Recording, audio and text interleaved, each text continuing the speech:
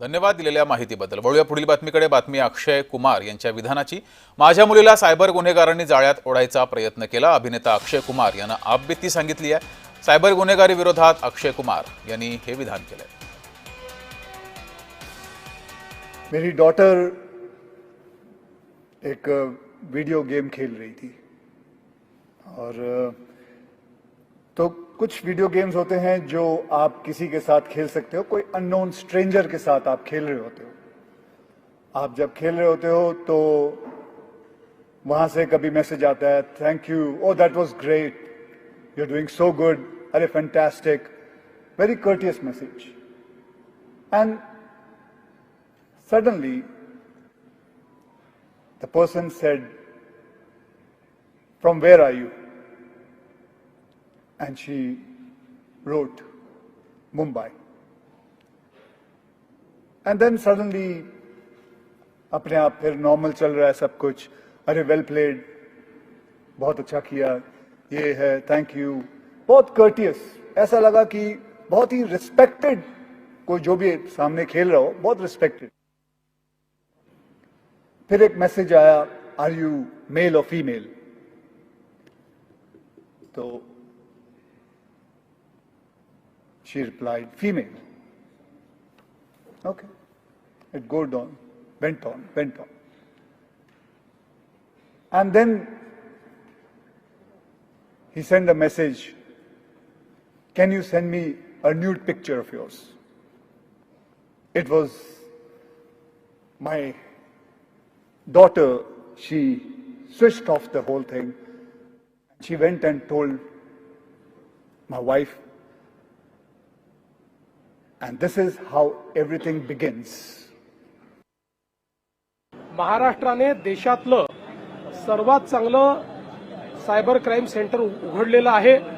ते अतिशय चांगल्या प्रकारे फंक्शनल आहे, पण त्याहीपेक्षा अधिक महत्त्वाचं आहे की हे गुन्हे घडू नये याकरता अवेअरनेस तयार करणं। कारण एकदा गुन्हा घडल्यानंतर फायनान्शियल लॉसेस आणि मेंटल ट्रॉमा, हा मेंटल ट्रॉमा काही तुम्हाला रिव्हर्स करता येत नाही, म्हणून ते घडूच नये या दृष्टीनं मोठ्या प्रमाणात अवेअरनेस करणं हे गरजेचं आहे।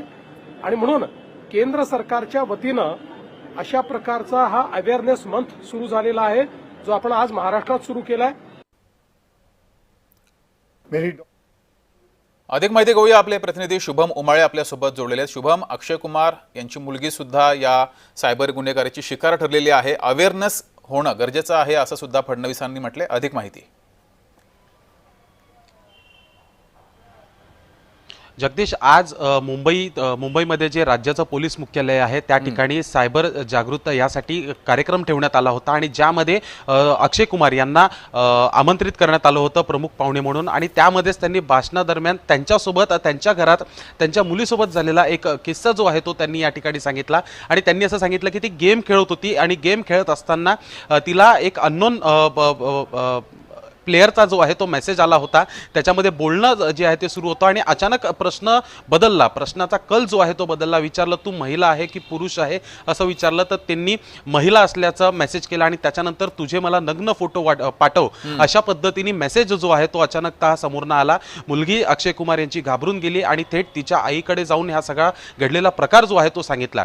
आज खरं तर अक्षय कुमार या कार्यक्रमामध्ये आमंत्रित होते। महाराष्ट्र राज्याचे मुख्यमंत्री आणि गृहमंत्री असलेले देवेंद्र फडणवीस यांच्या समोरच त्यांनी हा किस्सा सांगितलेला आहे। एक अहवाल आहे, अहवालामध्ये देखील असं नमूद करण्यात आलेलं आहे की आपल्या भारत देशामध्ये आपलं मुंबई शहर हे सायबर गुन्ह्यांसाठी 3ऱ्या क्रमांकावर आहे आणि साधारणतः 80,000 ते 1,00,000 गुन्हे जे आहेत ते दर वर्षाला हे आपल्या देशामध्ये घडत असतात। आणि अजून एका अहवालामध्ये असं देखील स्पष्ट करण्यात आलेलं आहे की सायबर गुन्ह्यांपासून समजा वाचायचं असेल तर संपूर्ण जगाला जे आहे सुमारे 15 लाख करोड जे आहेत हे खर्च करावे लागू शकतात असं देखील एका मॅगझिन मध्ये काही महिन्यांपूर्वी आलं होतं।